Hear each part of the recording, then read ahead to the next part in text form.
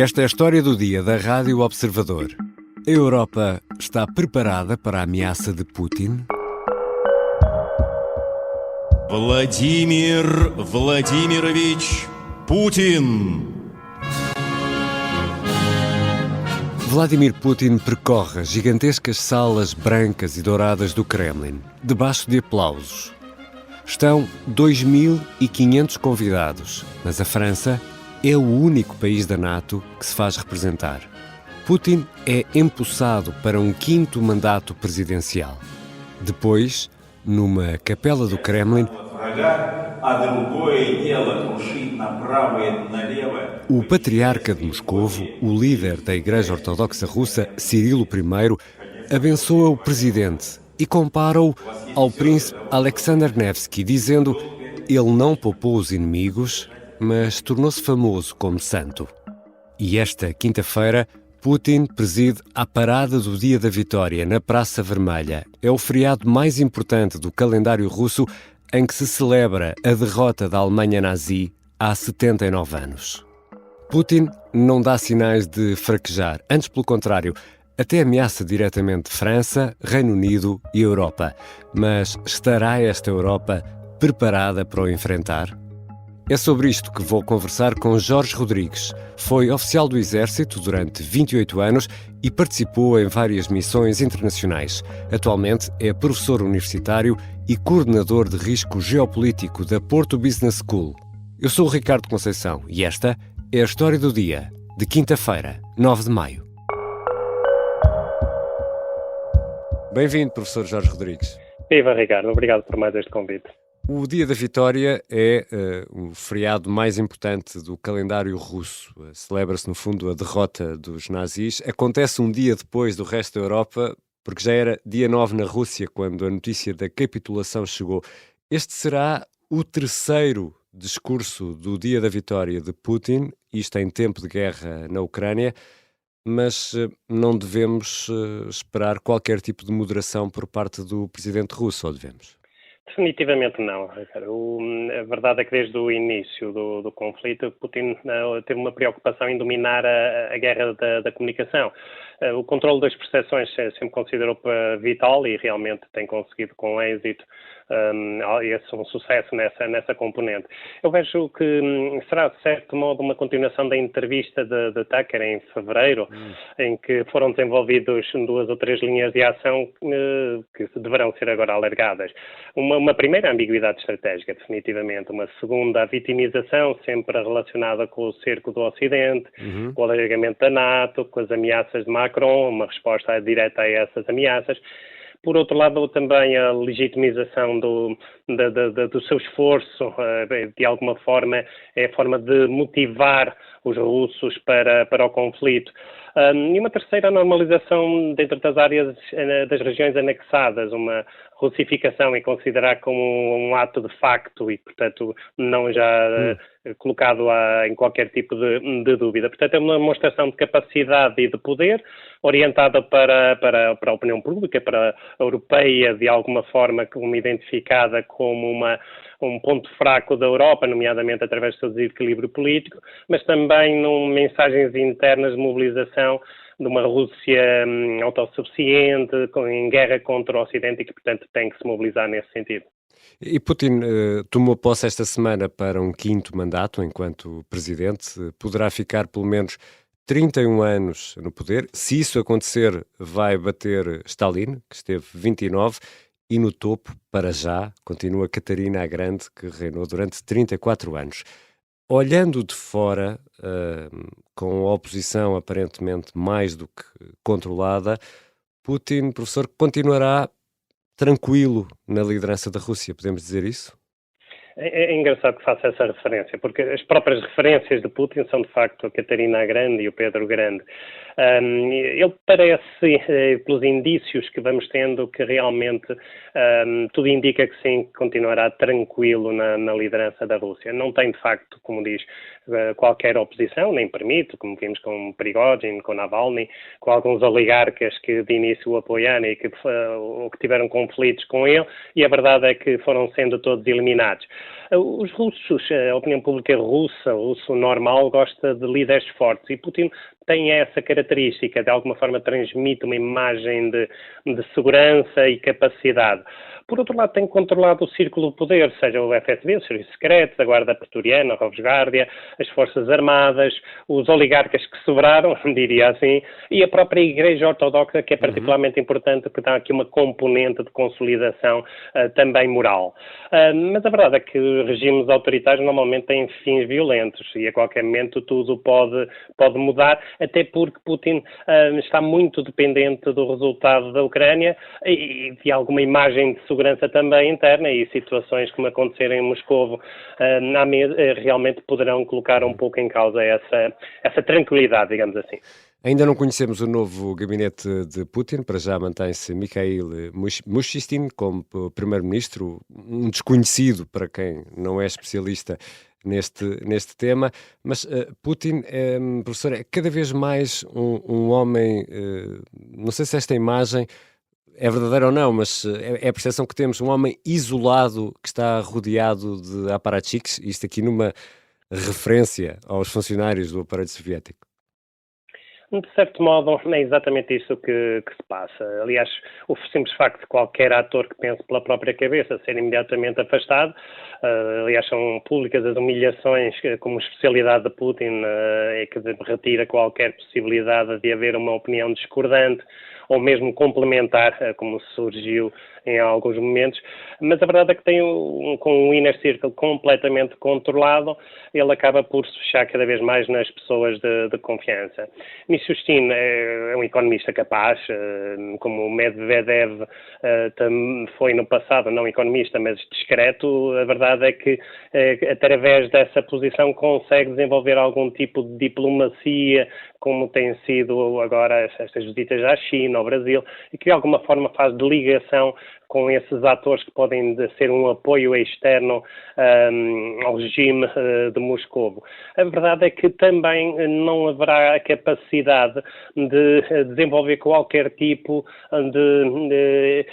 eu diria adversários, no sentido de poder ser complementares ao que vem sendo desenvolvido. Portanto, naturalmente há um reforço dos aparachiks, sem dúvida, e portanto é o que se prevê agora para os próximos 6 anos.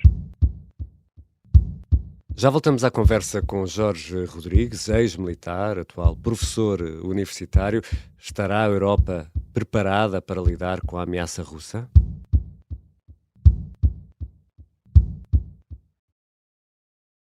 Estamos de regresso à conversa com Jorge Rodrigues, é coordenador de risco geopolítico da Porto Business School. Professor Jorge Rodrigues, a Rússia, entretanto, voltou à ameaça nuclear com anúncio de exercícios militares, fala também em armas nucleares táticas. Antes de irmos a esta ameaça em concreto, pedia-lhe a sua experiência de militar que nos explicasse aqui sucintamente qual é a diferença entre armas nucleares táticas e as outras. Com o risco de não ser extensivo na definição, a verdade é que as táticas são ligadas ao alcance e à capacidade limitada, normalmente empregues só no teatro de operações. Portanto, são mais pequenas? O alcance e a capacidade são diferentes, não necessariamente não é o tamanho, mas sim a capacidade. Nomeadamente, o que é comumente aceito é que de a capacidade de 1 a 50 quilotoneladas e um alcance até 500 quilómetros. A verdade é que normalmente são empregas ou são usadas até 10 quilotoneladas, e os quilómetros e o alcance é sempre dependente dos vetores de lançamento, que podem ser navios, aviões, mísseis e até mesmo meios de forças terrestres. Mas só para termos uma ideia, por exemplo, a bomba atómica lançada em Hiroshima tinha 15 quilotoneladas e, portanto, já vimos o impacto que conseguiu causar. No entanto, é mais destrutivo como a ogiva convencional, é certo, mas as convencionais neste momento estão a desenvolver de uma forma extraordinária, o que coloca em causa a capacidade e o uso vá lá, como uma real eficácia deste tipo de armamento. As estratégicas, por outro lado, têm maior alcance e capacidade.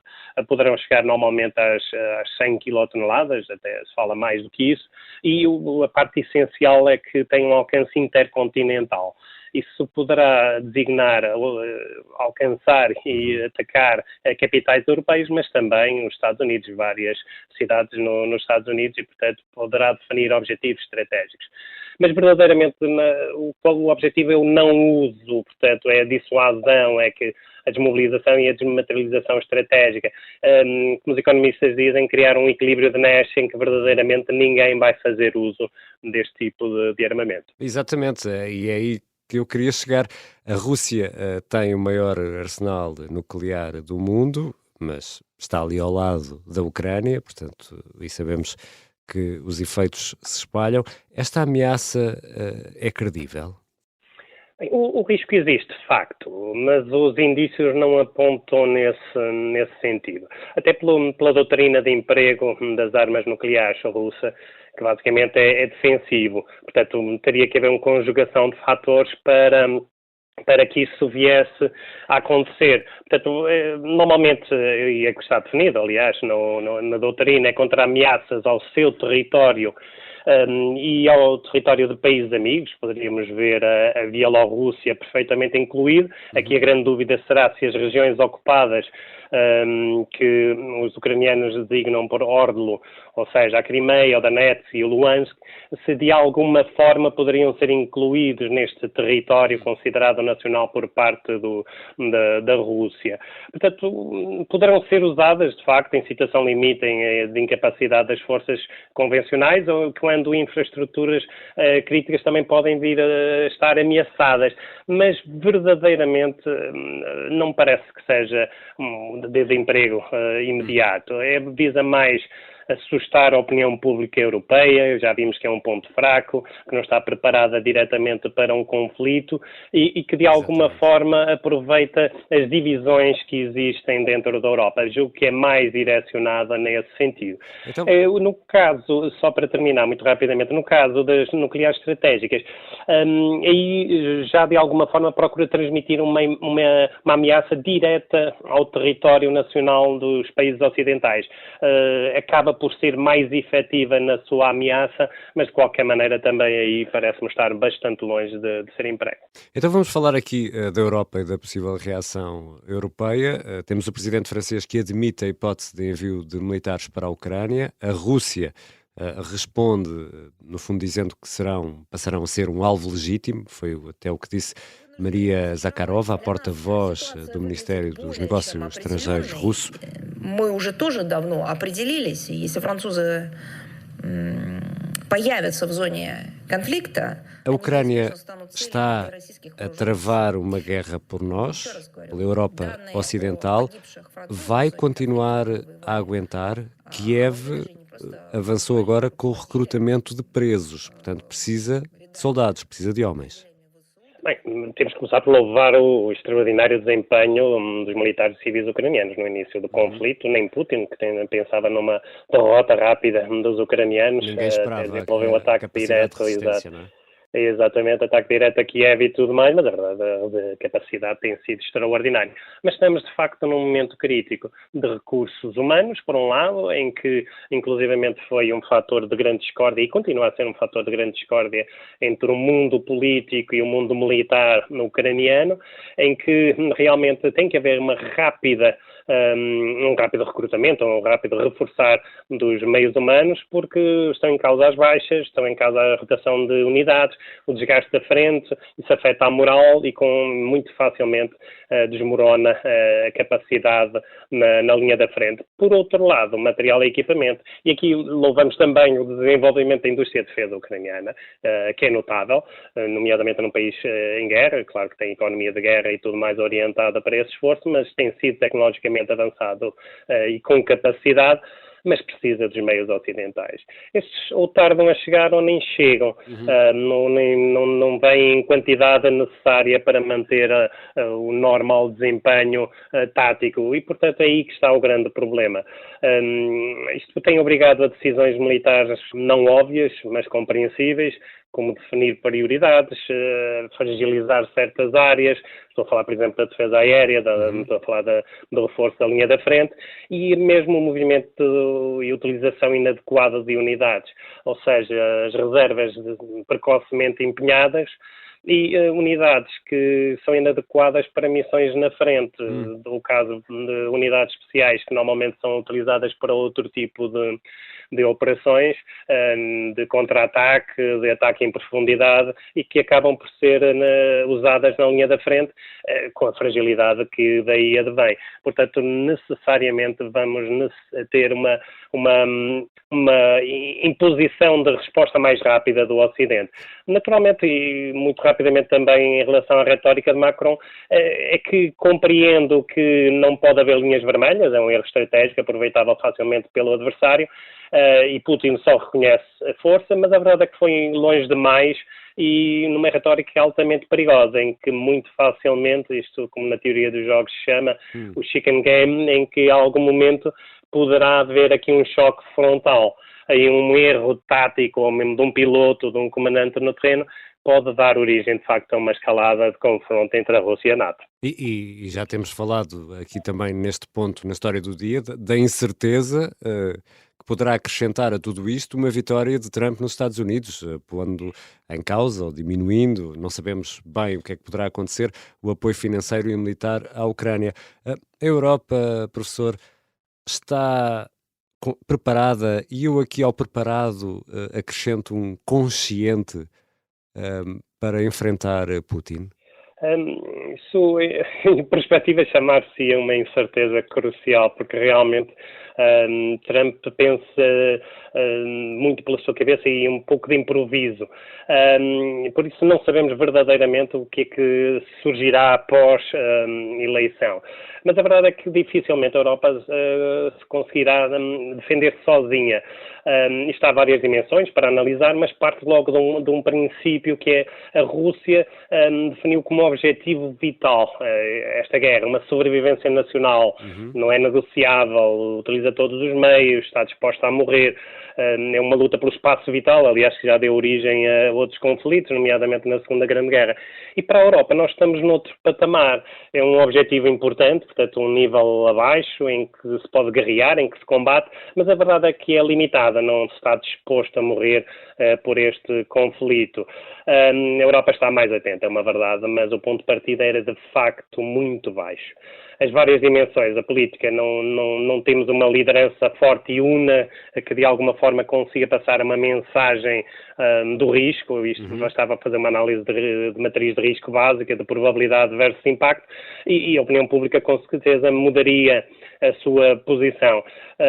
Por outro lado, as Forças Armadas têm limitações de recursos humanos e equipamento, a indústria de defesa está a recuperar, mas não está a conseguir dar resposta, mas o problema maior, e nem falo na área económica, o problema maior seria, de facto, social, porque as democracias, de certo modo, não estão pensadas para situações de guerra, portanto, haverá sempre opiniões divergentes, ainda bem que as há, mas que umas são resultantes de opiniões reais, de diferenças de opinião, mas também há muita opinião infiltrada em que, de alguma forma, está a defender ideias que não são as europeias e que enfraquecem a determinação. E a moral é determinante no potencial de combate.